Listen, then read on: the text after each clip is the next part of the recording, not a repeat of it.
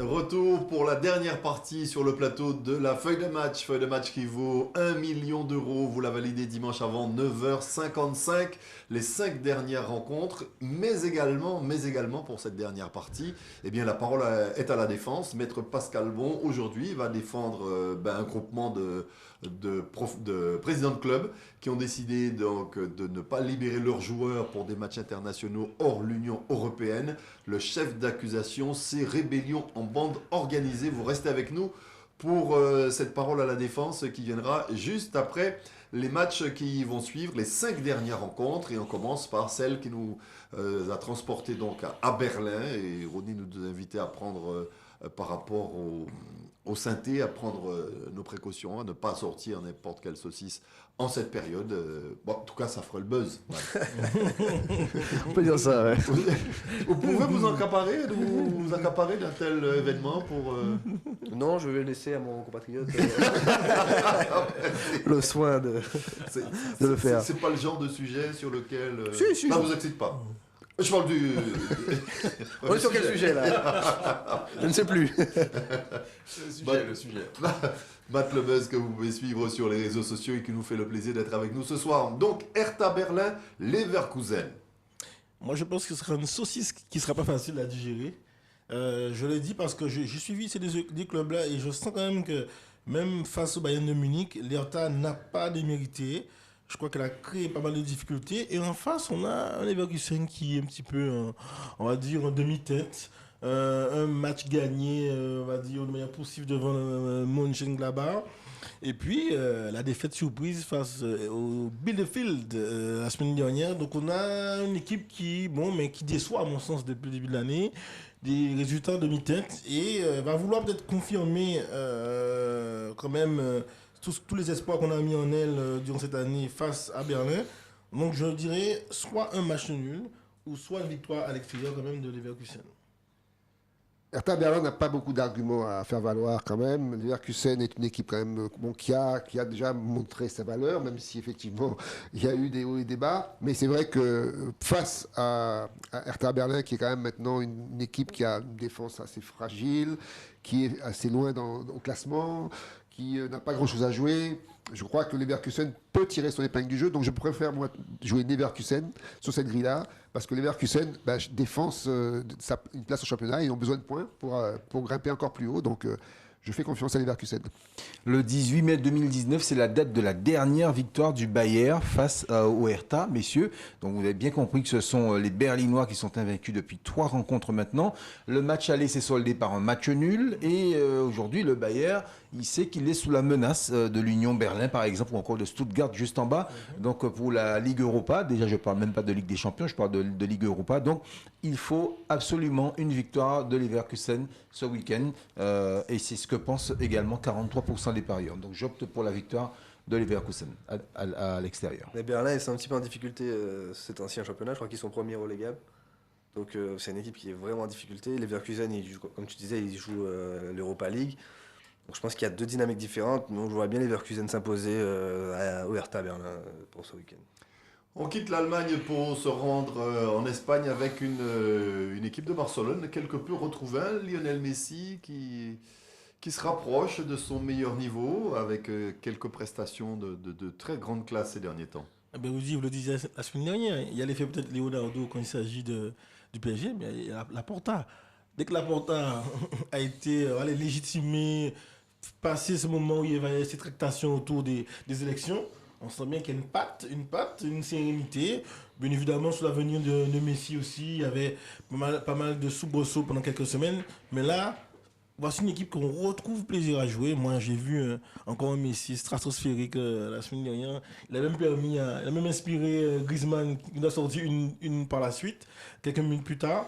Donc, sérieusement, même face à une équipe coriace comme Real Sociedad, qui ne va pas se laisser dévorer comme cela, il me semble que Barcelone peut faire le job parce que, encore une fois, avec les atermoiements de l'Atlético devant, et puis le Real qui n'est pas à l'abri d'une suffisance, même si ces jours-ci ils sont vraiment en de sainteté. Je pense que quand même que le Barça aura à cœur de continuer à grappiller point par point et peut-être jouer le titre sur un final qui sera peut-être beau à voir en Espagne. Oui, après la gifle reçue par le PSG chez eux, j'ai l'impression que Barcelone s'est remis vraiment en question. Et d'ailleurs, on l'a vu au match retour, il n'avait plus du tout les mêmes dispositions. Et depuis ce match donc retour, qui a été assez chaud pour nous, on a vu que Barcelone revenait avec des dispositions, avec un jeu beaucoup plus efficace. Donc, ils se sont remis en question, c'est clair. Et avec le potentiel qu'ils ont, je ne vois pas comment ils pourraient inquiéter Real Sociedad. Je dirais que heureusement que la Ligue des Champions est passée. Ouais, la Sociedad qui n'a plus battu le Barça depuis le 9 avril 2016.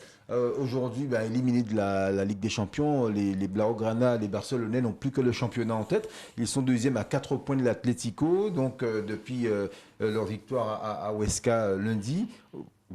C'est clair qu'aujourd'hui, ils sont clairement en pôle, en mode Liga, donc ils doivent l'emporter et je pense que Barcelone va l'emporter dans le Pays Basque, comme le pensent 63% des parieurs. Seuls 6 petits pourcents parient sur une victoire de la Real Sociedad. J'allais dire que la Sociedad pouvait faire quelque chose, mais tu m'as fait changer d'avis. Je pense qu'effectivement, ils n'ont plus que ça à jouer, les Barcelonais. Ils sont à 4 points, je crois, de l'Atlético. Avec un grand Messi en ce moment. Ouais, je pense qu'ils ont gagné leur match en retour face à Huesca. Je pense qu'ils vont essayer d'aller chercher la Sociedad, mais c'est vrai que la Sociedad a une bonne équipe. C'est un peu le même jeu, ça va être vraiment un beau match. Mais le Barça, ils n'ont plus que ça, quoi. Donc c'est vrai que là, il faut qu'ils gagnent, quoi. Un duel à distance donc entre le Barça et l'Atlético Madrid. L'Atlético Madrid qui reçoit Alaves. Oui, le Deportivo Alaves, c'est ça. C'est une équipe, je l'ai dit, un peu comme tout à l'heure, une équipe coriace. On ne vient pas dominer et marquer 5 ou 10 buts au stade d'Alaves. Et c'est vrai que... Non, c'est l'Atlético qui reçoit. Oui, c'est ça. Donc, entre le 18e et le 1er, je pense quand même qu'on peut compter sur l'Atlético pour pouvoir régler ce qu'il y a réglé. Reprendre un petit peu, que chacun puisse regarder en face par rapport à la ligne droite qui reste et qu'il ne faut plus regarder à l'arrière, il faut marquer, il faut concrétiser, surtout à domicile. Il y a le potentiel, il y a les joueurs. C'était en Coupe d'Europe, j'ai vu quand même João Félix étincelant, n'ayant pas eu beaucoup de chance, beaucoup d'occasions. Donc je pense qu'en championnat, il aura plus de succès avec ses coéquipiers. Et c'est vrai qu'il faut quand même réfléchir à la sortie de notre grand attaquant pour le match d'Europe. Je pense qu'il y a eu un petit souci, il n'est pas très content. Lequel ? L'attaquant de Suarez. Suarez, oui, d'accord. Il y a eu un truc qui s'est passé. Je pense que face à l'Aves, il n'y aura pas de difficulté. Il faut qu'il conserve ces quelques points derrière Barça. Voilà. Bon, là, on parle quand même du leader du championnat d'Espagne, donc, qui a donc 4 points d'avance sur le Barça, 6 sur le Real. Donc c'est quand même une équipe qui va se battre pour garder cette avance. Alors qu'ils jouent chez eux. Hein, donc c'est pas à l'Aves, parce que le problème de l'Aves, c'est qu'ils prennent beaucoup de buts chez eux. À l'extérieur. Donc c'est une équipe qui est largement à la portée de l'Atlético Madrid. Et c'est vrai qu'à l'Aves, je ne vois pas qu'est-ce qu'ils ont comme argument, à part leur gardien de but, qui est Pacheco, qui est un très bon gardien de but, mais sinon le reste, je vois très largement Atlético Madrid s'imposer sur ce match. Oui, un bon gardien de but, c'est pour ça qu'ils sont des 18e. C'est un peu comme Areola. Bon, c'est une boutade. On peut être bon gardien de but. Non, mais il est bon, Pacheco, sauf que le problème, c'est qu'il a une défense. Il n'a pas de défense. Voilà. Souvent livré à lui-même. Qu'est-ce qu'ils ont, les joueurs d'Alaves ? Ils sont basques. C'est un bon point pour eux. Depuis donc le 10 mai 2003, il faut savoir que quand même, Alaves n'a plus gagné l'Atlético de Madrid depuis 2003. Ça fait une éternité. C'était du reste la seule victoire des Basques à Madrid. Les Madrilènes, à mon avis, l'emporteront comme au match aller. Et voilà, pour oublier un petit peu l'amertume de l'élimination. En Ligue des Champions, 95% des parieurs font confiance à l'Atlético de Madrid. Donc je pense que mon voisin aussi. Oui, c'est le match le plus déséquilibré pour moi. L'Atlético est donc à 4 points, il disait, du Barça, à 6 points derrière, enfin 6 points devant le Real. Il faut juste continuer le travail. Ils n'ont plus que ça. Ils sont éliminés avec les champions. Et à l'Aves, effectivement, ils ont juste un point fort aujourd'hui. C'est leur gardien. Ils prennent énormément de buts. Je pense que tranquillement, l'Atlético va gagner ce week-end. Ben, deux équipes qui sont à tombeau ouvert, mais pour des destinations différentes. L'Atlético pour être championne d'Espagne et malheureusement, Alaves, c'est un pied dans la tombe, hein, si ça continue comme ça. Mais on verra bien. On ne va pas bien loin, on va quitter l'Espagne, on va aller en Italie, où la Fiorentina, et là ça va être, me semble-t-il, également compliqué, la Fiorentina qui reçoit le Milan AC. Ben, on a quand même le deuxième du championnat, hein, le Milan AC, face à une équipe de notre ami Ribéry, hein, la Fiorentina, qui n'est pas si désagréable à avoir joué. Hein. Une équipe qui est joueuse, mais qui prend énormément de buts, qui fait une saison à l'image du nombre de points et de son classement un peu en demi-teinte. Et je ne sais pas s'ils ont à cœur de pouvoir peut-être déjouer un peu justement nos pronostics à domicile. Parce que le Milan, normalement, il devrait tout mettre pour la gagne. Donc, à mon sens, le Milan a déjà peut-être un avantage là-dessus. Mais compte tenu des derniers matchs du Milan, un petit peu problématique. Hein, voilà, ils pètent les plombs.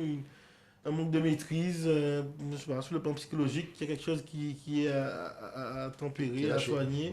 Et je pense qu'attention, si Fiorentina sait un peu provoquer et être dans le dur, il peut avoir un match nul. En tout cas, Milan n'est pas sûr de gagner à Fiorentina. Soit victoire de Milan AC, soit match nul entre la Fiorentina et le Milan AC.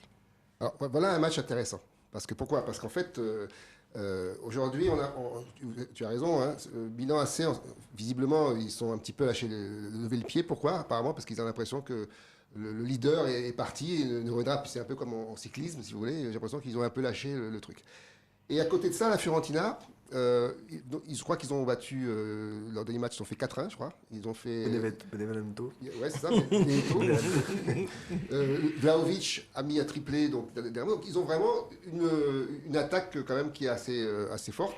Et donc, je pense que face à ces deux antagonismes, c'est-à-dire qu'on peut imaginer que justement, Fiorentina puisse surprendre son monde et battre Milan, qui finalement aujourd'hui manque un peu d'énergie, de volonté.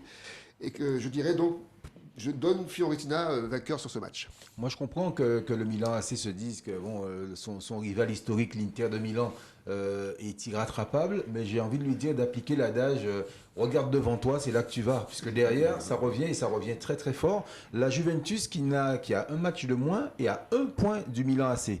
L'Atalanta de Bergame est à 4 points du Milan AC. Ça veut dire que la qualification du Milan AC pour la Ligue des Champions, en tout cas directement, elle est encore hypothétique. Donc il faut encore cravacher. Il y a eu 144 confrontations entre le Milan AC et la Fiorentina. Les Milanais ont gagné 63 fois, la Fiorentina 37 fois et les deux équipes ont fait 44 fois match nul. Au total, au match aller, le Milan AC l'avait emporté, rappelez-vous. Et les Rossoneri qui sont invaincus à Florence depuis le 23 août 2015. Donc c'est une belle vague de succès, en tout cas d'invincibilité pour les Milanais là-bas. Après la défaite du week-end dernier, ils doivent aller gagner tout simplement là-bas ou encore prendre le point du match nul, mais défaite interdite pour Milan AC. Ouais, mais ça va être difficile, comme disait Patrice. Je vais pas y dire autre chose. Pat. Ouais, la Fiorentina, en fait, qui a un système très compliqué à jouer, puisqu'ils ont aussi un 3-5-2 avec Pezzella derrière. Et le Milan déteste les équipes regroupées derrière. C'est une équipe qui a du mal à faire le jeu. Donc je pense que ça va être très difficile pour le Milan. Et comme c'est vrai que depuis que l'Inter a gagné le derby, Milan est en difficulté. Ils ont pris un petit coup sur la tête. Ouais. Alors si Fiorentina-Milan AC sera difficile, que dire de la rencontre suivante, la 14e rencontre entre l'AS Rome et le Napoli et le Saint-Étienne, 10-50-50. C'est le nombre de points des deux équipes. Excellent. Le 6e contre le 5e. Le dernier match, c'est non des moindres. Pour moi, le plus ouvert et effectivement qui sera regardé. Je pense qu'on va regarder un beau match. Chacun aura à cœur de gagner ce match. Il n'y aura pas de calcul. On a des attaques qui sont décomplexées de chaque côté. Et moi, j'ai eu plaisir à voir Naples jouer. C'est très, très intéressant au niveau de l'attaque. Et la AS Roma aussi. Donc voilà, les défenses vont devoir s'employer à déjouer parce que devant, de chaque côté, ça ira. Donc, couverture complète tout ce match-là. AS Roma gagnante, match nul et Naples aussi gagnant à l'extérieur. Alors, là encore, je rejoins Maître Bon quand il dit que Naples a retrouvé un beau jeu. Alors, est-ce que c'est parce que le numéro 10, là, Zielinski, est remonté un peu avant, donc ils ont trouvé un nouvel équilibre. Et c'est ça qui fait qu'aujourd'hui, on a l'impression que Naples a un meilleur jeu. Donc, oui, pourquoi pas faire que Naples, finalement, arrive à donner la dragée haute par rapport à l'AS Rome, qui est quand même une équipe quand même solide. Moi, je mettrais un match nul sur ce match, parce que, encore une fois, ça va être une opposition intéressante entre deux styles, et un Naples, ben oui, qui a trouvé un équilibre sympathique pour embêter, je dirais, les plus gros, les ténors du championnat. Autre gros test, en tout cas pour les Napolitains, qui après le Milan AC le week-end dernier, vont se frotter à l'AS Roma. Gattuso qui est allé gagner à Milan, parce que Gattuso est un enfant de la maison Rossoneri, rappelez-vous. Ce sera la 132e confrontation entre ces deux équipes. À mon avis, elle sera indécise. Elle sera aussi indécise que les 131 premiers. Naples qui reste sur 2 succès de rang, mais à domicile. Les Romains ont gagné la dernière fois chez eux le 2 novembre 2019. Mais au cours des 10 dernières confrontations, c'est pour vous dire comment c'est très serré, la Roma n'a gagné qu'à 4 reprises face à Naples. Donc ce sont souvent des matchs à couteau tiré. Et là encore, ça le sera. Donc je préconise tout simplement une bonne couverture, une bonne couette pour passer la nuit bien au chaud et être tranquille. 42% des parieurs voient une victoire de l'AS Roma, 31% un match nul et 27% optent pour une victoire du Napoli. Je vois mal Rome gagner ce match-là parce qu'en fait, ils ont un problème au niveau de l'attaque parce que Mkhitaryan qui jouait faux neuf aujourd'hui est blessé. Donc je ne pense pas qu'il soit de retour ce week-end. Donc ça peut être très difficile sans ce joueur. Naples, ça va beaucoup mieux depuis justement le remplacement de Zielinski et surtout la paire Politano, Mertens et bon, Lozano il joue plus, mais enfin voilà, le 3-5, le losange de Naples qui fonctionne de mieux en mieux. Et Naples, ils doivent chercher la Ligue des Champions, ils sont un petit peu détachés là, donc il faut qu'ils récupèrent des points. Donc je pense que je ne vois pas Rome gagner, même à domicile, contre Naples ce week-end.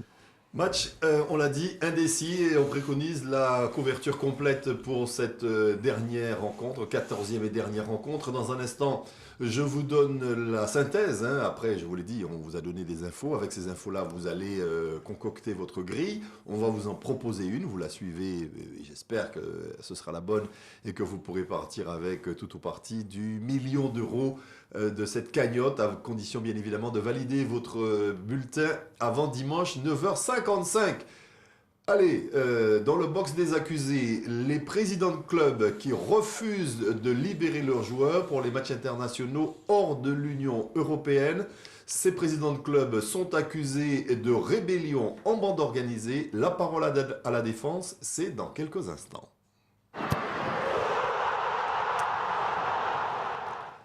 Maître, vous avez donc pas mal de clients à défendre, mais bon, le chef d'accusation, c'est rébellion en bande organisée. Que plaidez-vous? Je plaide donc l'irresponsabilité pénale pour un fait justificatif dont je vous parlais, l'état de nécessité. On vous écoute. C'est vrai que, évidemment, quand on parle des présidents de club, on parle donc de cette situation aujourd'hui dans le contexte de coronavirus, où aussi, il faut ajouter peut-être aux accusés, donc la FIFA et peut-être la Ligue, parce que c'était suivi, c'était une règle qui a été dictée par la FIFA qui a permis cette dérogation, cette possibilité pour les présidents de clubs, pour les clubs, de pouvoir déroger donc à cette mise à disposition des joueurs lorsqu'ils ne sont pas en capacité de pouvoir assurer une période d'isolement à leur retour au-delà de 5 jours. Et c'est vrai que en tout cas pour l'Hexagone, pour la France, c'est 7 jours, il y a la septaine à respecter.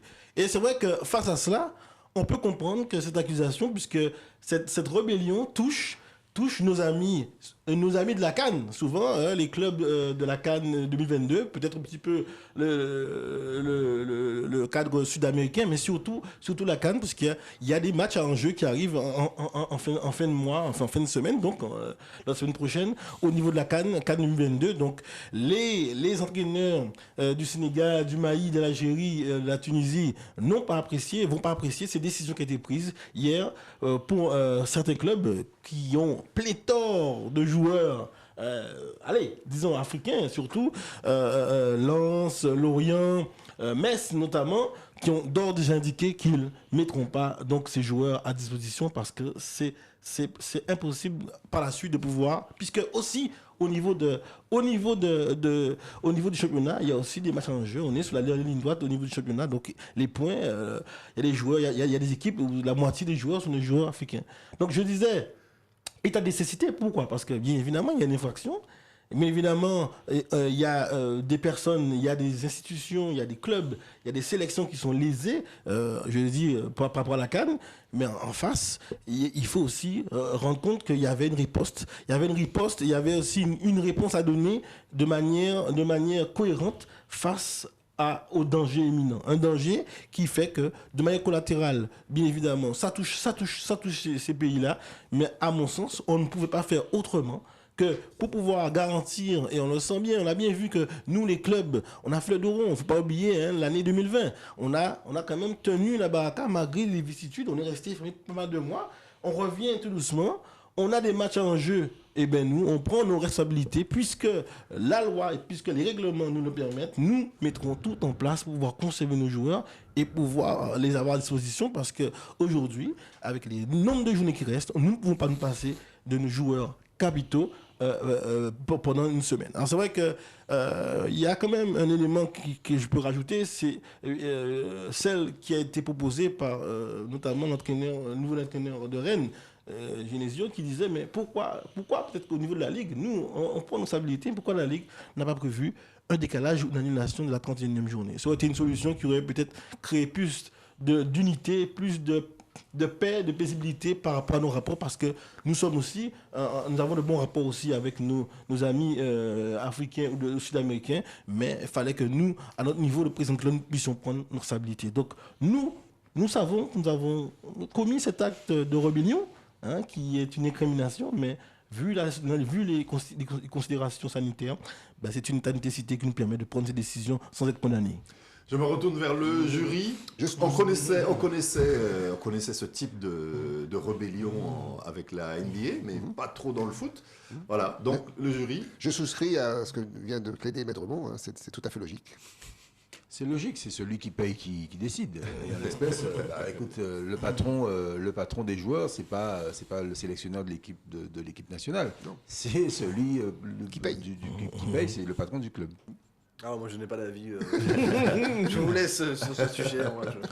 Allez, on va revenir dans un instant sur la grille qui nous intéresse. Elle vaut, je vous l'ai dit, 1 million d'euros. Il va falloir la valider dimanche avant 9h55. Mais on va se retourner vers notre invité, Matt Le Buzz. Rappelez-nous, Matt, donc, sur quel type de réseau on peut vous suivre et qu'est-ce qu'on voit sur ces réseaux-là? En fait, c'est des vidéos humoristiques sur la vie de tous les jours où je mets en situation des choses de la vie de tous les jours de manière humoristique. Voilà. Et les choses même de la vie, ça vous intéresse pas? Quel genre de choses, par exemple? Les choses de la vie. Souvent, je mets les relations, par exemple, la relation homme-femme, c'est ce qui parle le plus aux gens. Ouais, c'est bien ce que souvent, je tape un peu dessus pour un peu taper enfin pas taper, mais titiller un peu les femmes et comment ça le gère avec les garçons au quotidien, quand on regarde un film ou un rendez-vous amoureux ou plein de trucs. Et puis voilà, aujourd'hui, c'est... Vous tournez où? Plus en Guadeloupe, plus en Europe, plus en France? J'habite à Paris, moi, mais c'est vrai que je rentre souvent, tous les 2 mois à peu près en Guadeloupe pour justement tourner des vidéos, parce que je travaille avec des marques aujourd'hui. Et donc voilà, c'est ce qui fait que j'arrive à en vivre, quoi. Justement, dans cette période de crise, comment les acteurs, comment les artistes peuvent tenir le coup? Alors, pas de spectacle, parce qu'avant je faisais des spectacles, donc je ne peux pas tourner, je peux pas faire de tournée, donc ça a été annulé. Du coup, beaucoup de publicité. Donc les marques on propose des pubs à des marques, mais des pubs un peu décalées avec de l'humour et puis c'est sympa. Au niveau hexagonal, vous êtes, j'allais dire bien introduit, je retire le mot. Maître, je retire le mot. Alors normalement, je vais commencer un contrat avec France Télévisions pour une animation dans une émission. Donc pour l'instant, c'est juste ça qui me retient là-bas. Très bien. En tout cas, merci d'avoir accepté notre invitation. Merci à vous, Et j'adore cette émission. on vous invitera de nouveau avec plaisir, hein. Ah ben je serais ravi de revenir sur cette émission. Allez, la grille qu'on vous propose, la synthèse qu'on vous propose pour ce pactole d'1 million d'euros à valider dimanche avant 9h55. Elle s'affiche à l'instant même sur votre téléviseur. Voici donc la première rencontre entre Lyon et le PSG. On a fait le grand écart, 1 et 2. Lille-Nîmes, 1-N. Nantes-Lorient, 1. Dijon-Reims, 2. Montpellier-Bordeaux, 1.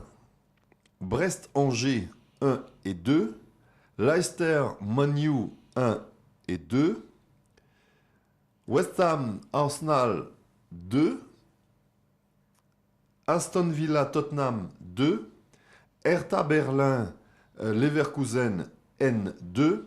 Real Sociedad FC Barcelone, le 2. Atlético Madrid-Alaves, le 1. Fiorentina, Milan AC, le 2. Et ensuite, on a tous été d'accord, c'est le match le plus compliqué. AS Rome, Napoli, le 1, le N et le 2. On vous la laisse encore quelques minutes pour que vous puissiez bien la mémoriser. Si vous la validez, si pas extraordinaire. Si pas extraordinaire. On l'a déjà fait, on peut le refaire. On a déjà réalisé une grille parfaite dans cette émission. On peut le refaire, et pourquoi pas, sur ce million d'euros, pour vous permettre de mettre du beurre dans les épinards. Merci, Maître Bon. Merci, Rudy. La semaine prochaine, un nouveau client. J'espère. Et pourquoi pas le PSG?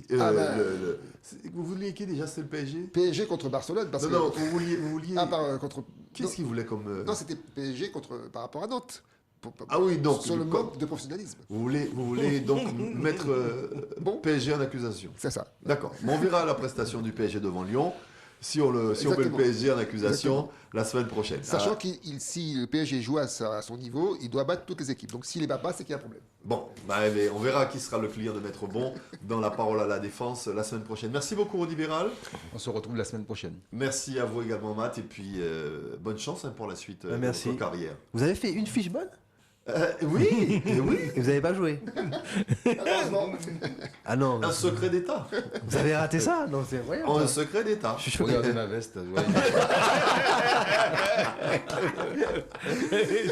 Oui, on a réalisé. D'ailleurs, c'est... je l'ai encore, la grille. Là. Ok. Je l'ai mémorisé. Est-ce que Rudy n'a pas joué tout seul? Qui sait, hein?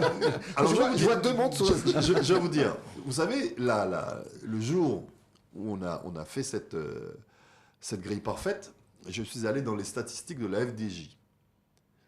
Sur la totalité des parieurs en France, il y avait 15 gagnants. Ah oui, donc ça payait pas. Oui, Ça payait quand même. 15 gagnants sur la totalité Ah oui, des totalité, parieurs. d'accord. Et en Guadeloupe, vous savez combien? Hein 10. À 10, ah ouais quand même. Donc on est fort. Je ne sais pas s'ils ont suivi, Des téléspectateurs. Hein. mais À sur la TV. totalité des parieurs, on a eu 10 parieurs, enfin 10 grilles gagnantes en Guadeloupe, et le reste de la France, il n'y en a eu que 5. Ah ouais quand même. C'est peut-être parlant. C'est pas de parlant. C'est peut-être parlant. Merci à vous, merci, très belle fin de soirée sur notre antenne. On se retrouve la semaine prochaine pour une nouvelle grille de la feuille de match. Très belle fin de soirée.